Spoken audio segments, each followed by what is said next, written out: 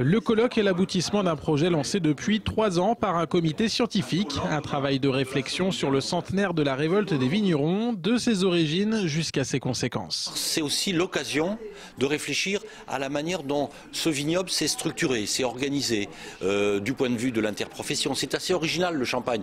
Et quand on est en Champagne, on ne s'en aperçoit pas. Cette vision extérieure est apportée par des chercheurs d'autres universités françaises, mais aussi par des chercheurs étrangers venus d'Espagne ou des États-Unis. La chose qui m'intéresse, c'est cette identité entre cette bien matérielle, le champagne, le vin, et cette identité de la France.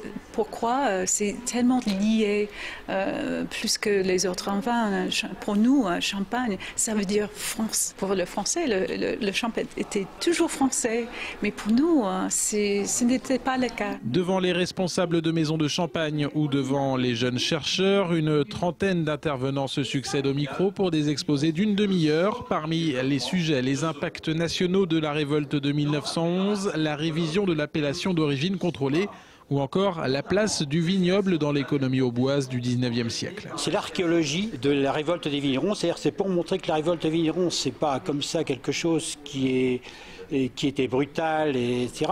Mais s'il y a eu révolte des vignerons, c'est parce qu'il y avait un passé, et un passé très long, un passé séculaire du vignoble et un passé substantiel. Le colloque est une autre approche des commémorations. On est loin des cortèges ou des banquets. Ici, il s'agit surtout d'une approche scientifique et historique de l'événement. Le côté festivité et convivialité est fondamental à mon sens, mais il n'empêche que nous n'aurions pas le moyen de développer cette convivialité si l'histoire n'avait pas été ce qu'elle est et si il n'y avait pas eu ces problématiques économiques, viticoles et climatiques qui créent l'arrivée des événements de 1911 et donc la grande commémoration. Après 2 jours en amphithéâtre à Troyes, les conférenciers prendront samedi la direction de Bar-sur-Aube pour une nouvelle table ronde, avant évidemment une visite de cave du côté de Meurville.